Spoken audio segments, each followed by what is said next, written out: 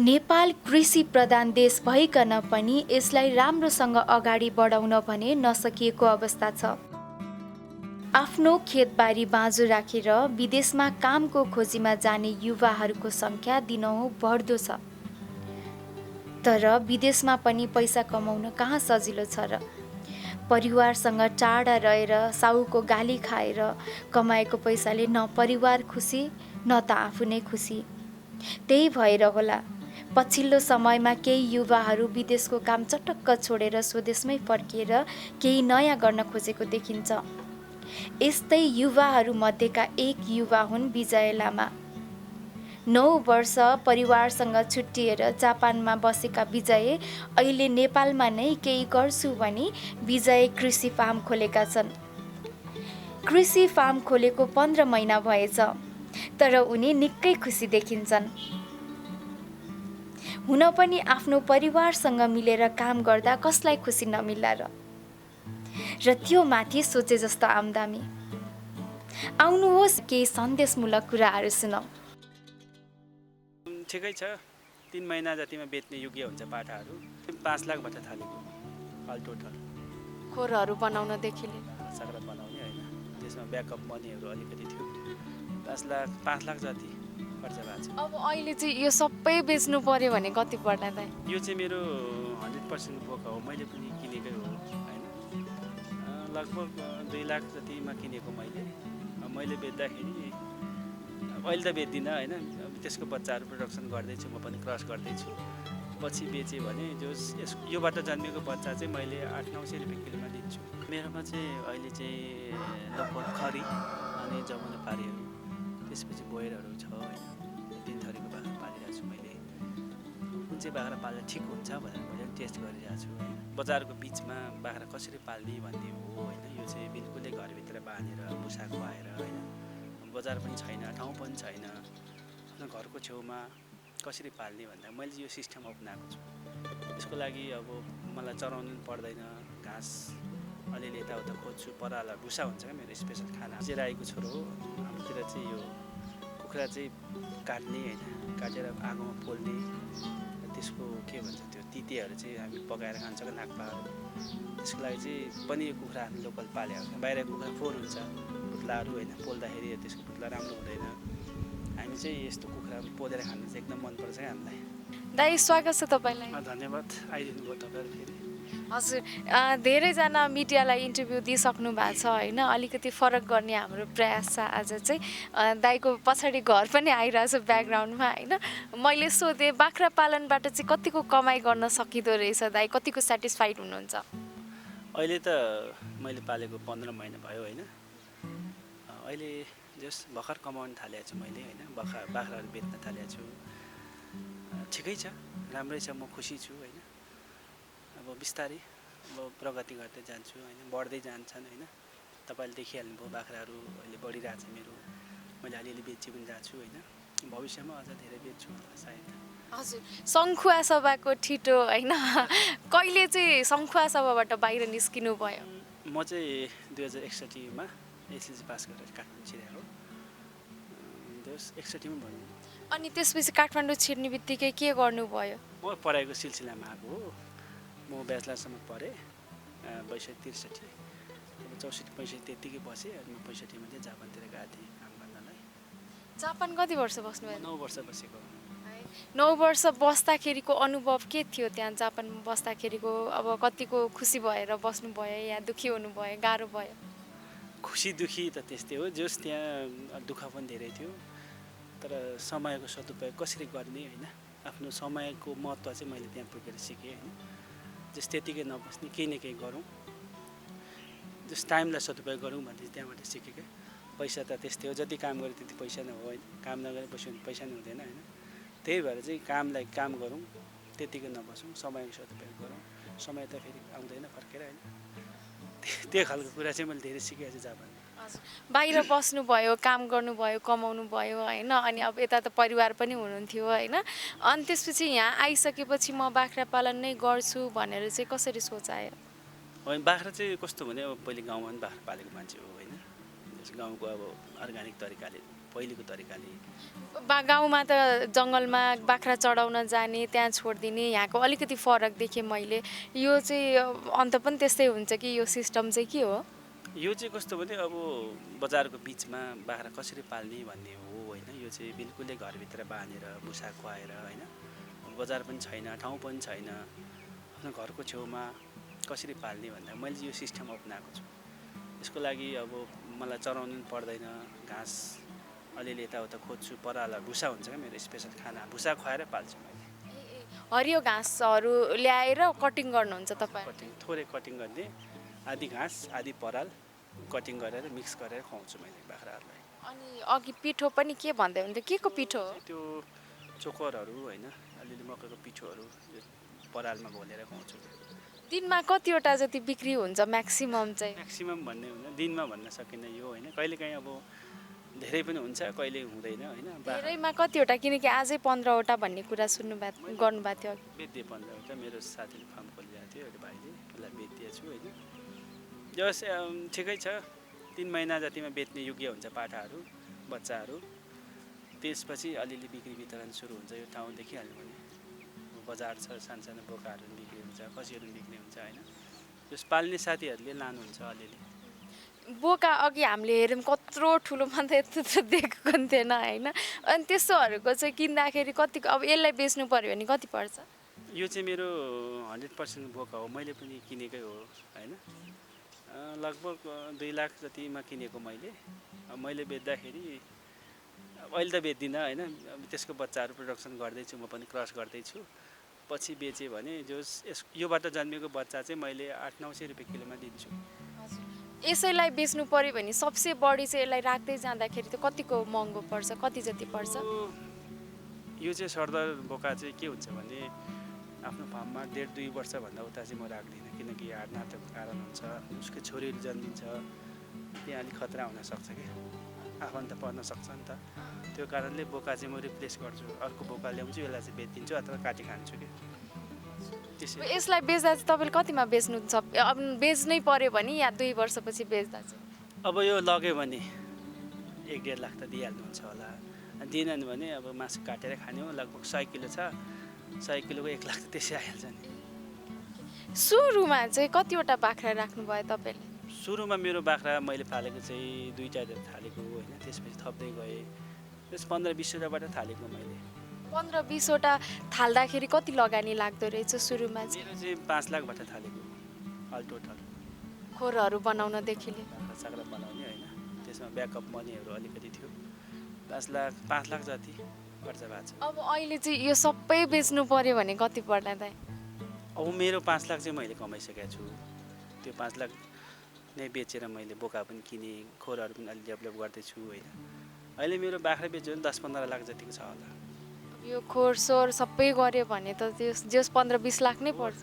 के हुन्छ? खोर त अब अहिले बेच्ने कुरा आएन, खोर त मेरो अझै 4 वर्ष एग्रिमेन्ट छ होइन। त्यसपछि चाहिँ मेरो अलिकति मलाई ठाउँ पनि अभाव हुन्छ, देखिहाल्नु भने बजार हुँदै बढ्दैछ होइन, घाँसको दुःख हुन थाल्छ। त्यसपछि अलिकति सुइटेबल ठाउँ हेरेर सिफ्ट हुन्छ होला। कुखुराहरू पनि देखेँ मैले होइन, कस्तो रमाइलो लाग्दो रहेछ कि त्यही बाख्रा कुखुरासँगै हुँदाखेरि। सँगै पाल्नुको रिजन चाहिँ के थियो होला? कुखुरा चाहिँ अब कस्तो भने कुखुराले बाख्रालाई असर गर्दैन, त्यही बाख्रालाई दिएको दानासाना पोख्छ भुइँतिर होइन, त्यही टिपी खान्छन्, आफ्नो एरियामा बस्छ होइन। त्यो कारणले कुखुरा सँगसँगै बाख्रा सँगसँगै कुखुरा पनि हुर्किन्छ क्या। आफूलाई पनि भयो, धेरै त होइन, 50-60 कुखुरा चाहिँ पाल्न सकिन्छ क्या। लोकल कुखुराहरू त्यो भित्र खेल्छ, त्यही बाख्राको दिसाहरू कोट्याउँछ, किरा खान्छ होइन, खाना पनि मिठो हुन्छ होइन। त्यसरी पालेको छु मैले चाहिँ। हजुर। अनि कुखुराहरूले अन्डा दिनमा कतिको दिन्छ? मजाले दिन्छ होला? अहिले मेरो 16-17वटा माउ छ, लोकल माउहरू, गिरिराजहरू होइन, पार्छ होला 10-15वटा त दिनमै। दिनमा उनी त्यतिजनाले 10-15वटा पार्छ? मेरो चाहिँ चल्ला पनि आफै ओथार्छ, लोकल कुखुरा छ होइन, आफै ओथार्ने, अनि अन्डा पनि आफ्नै, सबै आफ्नै हो कि। म अलिकति रमाइलो कुरा गर्न चाहेँ होइन, किनकि अब घरमा केही पालेको छ, बाख्रा भनौँ कुखुरा भनौँ भने पाहुना आउँदाखेरि सजिलो हो कि के हो होइन। अब मान्छेहरूले यहाँ त अब खसी बाख्रा छ, ल काटिहालौँ, घरमै काटिहालौँ भन्ने हुन्छ कि हुँदैन त्यस्तो चाहिँ? अभियसली हुन्छ। यो चाहिँ हामी चाहिँ राईको छोरो हो, हाम्रोतिर चाहिँ यो कुखुरा चाहिँ काट्ने होइन, काटेर आगोमा पोल्ने, त्यसको के भन्छ त्यो तितेहरू चाहिँ हामी पकाएर खान्छ नाक्पाहरू। त्यसको लागि चाहिँ पनि यो कुखुरा आफ्नो लोकल पालेको छ। बाहिर कुखुरा फोहोर हुन्छ भुत्लाहरू होइन, पोल्दाखेरि त्यसको भुत्ला राम्रो हुँदैन। हामी चाहिँ यस्तो कुखुरा पोलेर खानु चाहिँ एकदम मनपर्छ क्या हामीलाई। त्यही भएर भनेपछि पाहुना आउँदा काट्नुहुन्छ? 100% म आफै काट्छु, सबै काट्ने गर्ने मै गर्छु। अनि अब खसीहरू बाख्राहरू अब दसैँको बेलामा यस्तो बेलामा चाहिँ घरकै काट्नुहुन्छ के गर्नु? घरकै काट्छु। त्यसरी चाहिँ कतिको फाइदा हुँदो रहेछ दाइ? किन बाहिरको अनि फेरि आफूले उ गरेको आफैले पालेको भनेपछि कस्तो खुवाइरहेको छु सबै कुराहरू थाहा हुन्छ नि त। अनि बाहिरको खान मन लाग्छ कि लाग्छ? बाहिरको चाहिँ कस्तो भने आफूले पनि त्यही पैसा तिरेर खाने हो। बाहिरको किन्दाखेरि अलिक महँगो हुन्छ। आफ्नै घरमा प्रडक्ट छ भने आफै खाने, काटेर फ्रिजमा हाल्ने। काठमाडौँमा तपाईँलाई थाहै छ, बाहिर गयो भने 1200 पर्छ, मेरोमा आयो भने 1000मा आउँछ। आफूलाई मिठो पनि भयो, एउटा काट्ने फ्रिजमा हाल्ने अनि कहिलेकाहीँ खाने। हजुर, बाहिरको खानु पर्दाखेरि स्वाद फरक हुन्छ कि हुँदैन आफैले पालेको र बाहिरको खाँदा? बाहिरको के हुन्छ भने अब आफूले देखेको हुन्न, अलिक बलियो पनि धेरै हुन्छ, बोसोहरू बेसी हुन्छ होइन। आफ्नो घरमा पालेको अलिक अर्ग्यानिक जो टेस्टी हुन्छ भनौँ। भनेपछि जे होस् यहाँ एग्रिमेन्ट सकिने बित्तिकै कुनै अर्को ठाउँमा सिफ्ट हुँदै हुनुहुन्छ त? सिफ्ट हुनैपर्ने अवस्था पनि देख्छु मैले, किनभने अब घर बन्दैछ होइन, पोहोर भन्दा यसपालि धेरै घर बन्यो, आगो पनि झन् धेरै बन्ला। मलाई अलिकति जग्गाको अभाव हुनसक्छ। जस्तै कि अहिले यो बाटोहरूमा घाँस काट्थ्यो भने भोलि त्यहाँ पिच हुन्छ होइन, त्यसले गर्दा मलाई अलिक समस्या हुन्छ जस्तो लाग्छ क्या। हजुर, अब चाहिँ खोर बनाउँदाखेरि होइन दाइले कस्तो कन्सेप्टमा बनाउने सोच्नु भएको छ? किनकि अभियसली धेरै स्पेस लिनुहुन्छ होला यो भन्दा होइन, भनेपछि त केही त सोचाइ छ होला नि दाइलाई? मेरो टार्गेट चाहिँ कस्तो भने म सिफ्ट हुँदाखेरि चाहिँ लगभग 300वटा जति म मेरै फार्मको लाने। जस्तै कि मेरो फार्ममा बानी भएको बाख्राहरू सबै लगेपछि अनि खोर पनि त्यस्तै बनाउँछु। खोर बनाउँदा ठुलै बनाउँछु, 1000-1200 जति अट्ने बनाउने मेरो लक्ष्य छ। कति लगानीको जति पर्ने? अब म आफै बनाउँछु खोरहरू, त्यस कमर्सियल लगानीमै। बाख्रामा धेरै लगानी गरेर पैसा कमाउनु गाह्रै हुन्छ। थोरै थोरै लगानीबाट बिस्तारै कमाउँदै लगानी गर्दै अघि बढ्छु भन्दाखेरि चाहिँ एउटा लक्ष्य छ होइन। अब कहाँ हुन्छ जग्गा चाहिँ अब हेर्छु। अब काठमाडौँ नजिक भयो भने राम्रो होइन, काठमाडौँदेखि टाढो चाहिँ अलिकति गएपछि टाढै हुन्छ मलाई होइन। हजुर दाइ, मलाई अर्को कुरा सोध्न मन लागेको, बाख्रा र कुखुरा सँगै छन् होइन, बाख्राबाट बेसी फाइदा हुन्छ कि कम्पेरिटिभली कुखुराबाट बेसी फाइदा हुन्छ? अब कुखुरा चाहिँ कस्तो भने छिटै हुने प्रडक्ट भयो, तर कुखुरामा चाहिँ अहिले अलिकति आफूलाई खान त ठिकै छ, लार्ज स्केलमा पाल्यो भने त फाइदै होला। तर कुखुरामा चाहिँ अलिकति रोगहरू पनि विशेष आउँछ क्या। बाख्रा चाहिँ कुखुरा जस्तो मरिहाल्दैन कहिले। बाख्रा भनेको त्यही पिपिआर खरेदको इन्जेक्सन लगाइयो र हल्का केयर गरियो भने बाख्रा मर्दैन धेरै। कुखुरामा चाहिँ अब रोगहरू आइदियो भने कुखुरा धेरै मर्न सक्छ होइन। त्यही भएर कुखुरामा रिस्क पनि छ अलिकति। सजिलो होला कुखुरा, घाँस पनि काट्नु परेन, किनेको दाना दिने होइन। दानाहरू महँगो हुँदा चाहिँ अहिले कुखुराभन्दा बाख्रै जित्छ कि जस्तो लाग्छ मलाई। हजुर, अनि यहाँनिर त आफ्नै फ्यामिलीको सदस्यहरूले भ्याइराख्नु भएको छ सबै गर्नको लागि, त्यसले गर्दा नि सजिलो भएको छ होला? अहिले म र मेरो बुढी अनि मेरो आमा हुनुभएको छ अहिले केही समयको लागि होइन, सघाउनुहुन्छ। बाँकी त हामी आफै गर्छौँ। आमा आफ्नो परिवार चाहिँ कतिको खुसी हुनुहुन्छ तपाईँको कामदेखि? खुसी त अभियसली खुसी भइहाल्छ नि, अर्को काम गर्नु आफ्नो काम गर्नुमा धेरै फरक छ होइन। अब अहिले काठमाडौँ जस्तो ठाउँमा अर्को काम गर्न गए पनि खासै राम्रो पैसा पनि दिँदैन, अलिक अर्को खटनमा होइन। आफ्नो काम गर्ने होइन, आनन्दै हुन्छ। हजुर दाइ, अब होइन यहाँनिर हामीले परालहरू पनि देखेको छौँ होइन, घाँस हरियो घाँस खुवाउँदाखेरि र पराल मात्रै खुवाउँदाखेरि कस्तो हुन्छ? बाख्राहरूलाई कसरी मिलाएर दिनुपर्ने? अब बर्खामा घाँस धेरै हुन्छ, बर्खामा घाँस ज्यादा दिने, पराल पनि दिने हल्का। फेरि पराल खाने बानी छिटो भन्दा अब यहाँ घाँस छैन, हिउँदमा के खुवाउने। अहिले चाहिँ थोरै पराल दिन्छु भुसा काटेर, अनि धेरै जस्तो घाँस दिन्छु अहिले। हिउँदमा चाहिँ फेरि परालको मात्रा बेसी हुन्छ, घाँसको मात्रा अलिक कम हुन्छ, जस्ट अपोजिट भइन्छ कि अहिले। तपाईँहरूले चाहिँ होइन, म त भेजिटेरियन हो होइन, तपाईँहरूले हप्तामा मासु कति दिन खानुहुन्छ, कसरी खानुहुन्छ? म त मासु एभ्रिडे खान्छु। मासुले गर्दा मलाई भातै मिठो लाग्दैन होइन, मासु चाहिन्छ मलाई। म चाहिँ एकदम मांसाहारी मान्छे हो होइन, त्यही भएर मासु मलाई धेरै चाहिन्छ। त्यही नै काट्नुहुन्छ? होइन, काटेको बेला धेरै काट्छु, सबै काटेर अनि डिप फ्रिजमा राख्छु, आफै निकाल्दै खान्छु। अनि छोरा हुनुहुन्छ तपाईँको होइन, छोराले चाहिँ कतिको खान खोज्नुहुन्छ माछा मासु? चाहिँ बिल्कुलै अपोजिट छ फेरि। मैले लोकल पाल्छु, उसले लोकल खाँदैन फेरि। छोरा चाहिँ ब्रोइलर मात्रै मनपर्ने। छोराको लागि भयो नि बाहिरबाट ल्याउनु? छोराको लागि भयो भने ब्रोइलर चाहिँ ल्याउनै पर्छ। अब चाहिँ तपाईँले जस्तै व्यवसाय त यहाँ देखिसकेपछि धेरैजनालाई के गरौँ भनेकोहरूलाई अलिकति आइडिया आउला होइन, त्यसरी व्यवसाय सुरु गर्न चाहनेहरूलाई चाहिँ के भन्न चाहनुहुन्छ? अब मैले बारम्बार भन्ने कुरा त्यही हो होइन, जुन साथीहरूलाई भने अब बाख्रा पाल्नुभन्दा अघि बाख्राको बारेमा केही कुरा त सिक्नै पऱ्यो। अनि पहिले कुरो ठाउँको छनौट राम्रो गर्नु पऱ्यो होइन, धेरै लगानी पनि नगर्ने बाख्रामा पहिले कुरा सिक्नु पऱ्यो। बिस्तारै सिक्ने अनि अनुभव बटुलेपछि अलिकति लगानी गर्ने होइन। अनि बाख्राको कमाइ अलिक ढिलो हुन्छ क्या, कुखुराहरू जस्तो छिट्टै हुँदैन। बाख्राको कमाइ भनेको लगभग 1 वर्ष 1.5 वर्ष पर्खिनै पर्छ, त्यसपछि नै उत्पादन दिने हो। बाख्रा भनेको त वार्षिकको रूपमा गरिन्छ नि त होइन। कुखुरा चाहिँ अब 40-45 दिन रेडी हुन्छ, बाख्राको लागि 1 वर्ष कुर्नै पर्छ। कुखुरा रेडी हुन्छ, अन्डा पनि फेरि बेच्न मिलिहाल्छ। मिल्छ अन्डा पनि अहिले त महँगो छ नि। महँगो छ, लोकलको अन्डाहरू महँगो छ। अन्डाबाट पनि राम्रै आम्दानी हुन्छ होला नि है? अन्डाबाट नै राम्रै आम्दानी हुन्छ, तर अब अन्डाहरू कुखुरा पार्ने अन्डाहरू भनेको दाना पनि महँगो छ नि त अहिले। अब 1 बोरा दानाले तपाईँको 2600-2700 पुग्छ होला। दाइलाई मेरो अन्तिम प्रश्न होइन, यहाँ अब बाख्रा खसी बोकाहरू छ होइन, अघि मैले देखेँ एकदम अग्रेसिभ थियो त्यो बोका चाहिँ होइन, तपाईँलाई हान्न खोज्यो, कहिलेकाहीँ हान्ने चोटपटक लाग्ने त भएको छैन? हान्छ, किन हान्दैन, मलाई कतिचोटि हानेको छ। त्यो कस्तो भने अब अलिकति रिसार स्वभावको हुन्छ क्या बोइराहरू, अनि उसलाई अब अलिकति जिस्काइदियो भने अथवा रिस उठ्यो भने उसले हानिदिन्छ, अलि लाग्छ चोटहरू। तर त्यति ठुलो त के हुने, बोकाले हानेको त हो, रागाले हानेको होइन। त्यस्तो जे होस् बेला बेलामा अलिअलि चोटपटक पनि दुध दिने गाईको के लात्ती पर्छ, के गर्नु, अब यस्तै छ। हजुर, दाइलाई शुभकामना छ, छिट्टै नयाँ खोरमा पनि आएर हामी अब अर्को भिडियो बनाउला होइन, दाइले गरेको प्रगतिको भिडियो। हजुर दाइ, यहाँनिर अब धेरै बाख्रा त्यो देखिए होइन, कुन कुन जातको बाख्राहरू छ? मेरोमा चाहिँ अहिले चाहिँ लोकल खरी अनि जमुनापारीहरू, त्यसपछि बोयरहरू छ होइन। 3 थरीको बाख्रा पालिरहेको छु मैले। कुन चाहिँ बाख्रा पाल्दा ठिक हुन्छ भनेर मैले टेस्ट गरिरहेको छु होइन। म चाहिँ बिस्तारै बोयर क्रसमा जाँदैछु अहिले।